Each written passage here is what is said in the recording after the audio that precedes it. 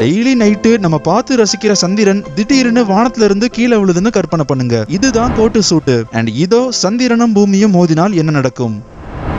பூமியை இரவு நேரத்துல ஒளிர வைக்கிறது மட்டும் இல்லாம பூமியோட ஒரே நேச்சுரல் சேட்டலைட்டா நம்ம சந்திரன் இருக்கு. பூமிக்கு அடுத்தபடியா மனிதன் கால் வச்ச ஒன் அண்ட் ஒன்லி பிளேஸ்னா அது சந்திரன் தான். பூமியில இருக்கிற கடல்கள்ல அலைகள் அடிக்கிறதுக்கு காரணமா மட்டும் இல்லாம பூமியோட கிளைமேட் சீரா இருக்கிறதுக்கும் பூமி தன்னோட ரொட்டேட்டிங் ஆக்சிஸ்ல இருந்து விலகி போகாம இருக்கிறதுக்கும் சந்திரன் காரணமா இருக்கு. சுருக்கமா சொல்லணும்னா பூமியில உயிர்கள் வாழ காரணமா இருக்கிறது நம்ம சந்திரன் தான். சோ இப்போ சந்திரன் சுத்திட்டு இருக்கிற பாதையில இருந்து விலகி நம்ம பூமியை நோக்கி வந்தா என்ன நடக்கும்? பூமியோட அவுட்டர் லிமிட்டை தொட்ட அடுத்த செகண்ட் சந்திரன் பீஸா நொறுங்கி சின்ன பின்னமா ஆயிரும். அது பார்க்க ரொம்பவே அசத்தலா இருக்கும். சோ சந்திரனால பூமிக்கு பக்கத்துல மேக்ஸிமம் 18,470 கிலோமீட்டர் தொலைவுல மட்டும் தான் வர முடியும். அதுக்கப்புறம் அது சின்ன பின்னமா ஆயிரும். சந்திரன்ல நம்ம பதிச்ச கால் தகடுகள், மனிதன் நாட்டின கொடிகள், மேடுகள், பள்ளங்கள் உட்பட மொத்த சந்திரனும் பூமியோட அட்மாஸ்பியர்ல தூள் தூளா ஆகி நம்ம பூமியோட ஈக்குவேட்டார் பகுதியில வந்து இப்போ சேட்டன்ல இருக்கிற ரிங்ஸ் மாதிரி ஒரு வளையமா உருமாறிடும். சோ நம்ம சோலார் சிஸ்டத்துல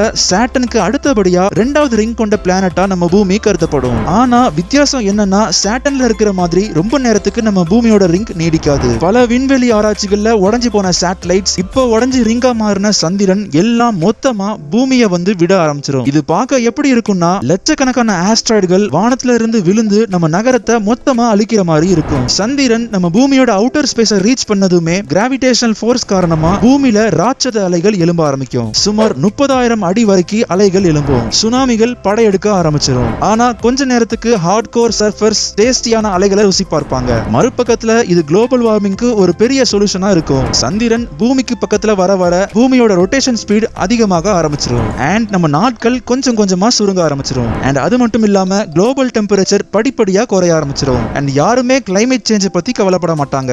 எரிக்கற்கள் பூமியையும் மக்களையும் அழித்தாலே அன்றி கிளைமேட் சேஞ்ச பத்தி கவலைப்பட யாருமே இருக்க மாட்டாங்க. அண்ட் நான் இதை பத்தி கவலைப்படவே மாட்டேன். ஏன்னா சந்திரன் ஒரு வருஷத்துக்கு 4 சென்டிமீட்டர் விகிதத்துல விலகி தான் போய்கிட்டு இருக்கு. சோ அந்த அசத்தலான சேட்டன் ரிங்ஸை நம்ம பூமியில பார்க்க முடியாது. ரொம்ப வேடிக்கையா இருக்குல்ல? ஆனா இந்த மாதிரி ஒரு தரமான சம்பவம் என்னைக்குமே நடக்காதுங்கிறதுனால வழக்கம் போல நீங்க சந்திரனை டெய்லி நைட்டு பார்த்து ரசிக்கலாம். இதே மாதிரி பல வேடிக்கையான விஷயங்களை தெரிஞ்சுக்க நம்ம கோட்டு சூட்டை போட்டுக்கோங்க. இந்த வீடியோ பிடிச்சிருந்தா ஒரு லைக் பண்ணுங்க, உங்க ஃப்ரெண்ட்ஸோட ஷேர் பண்ணுங்க. அண்ட் வாழ்க்கையை ரசிச்சுட்டே வாழ மறக்காதீங்க.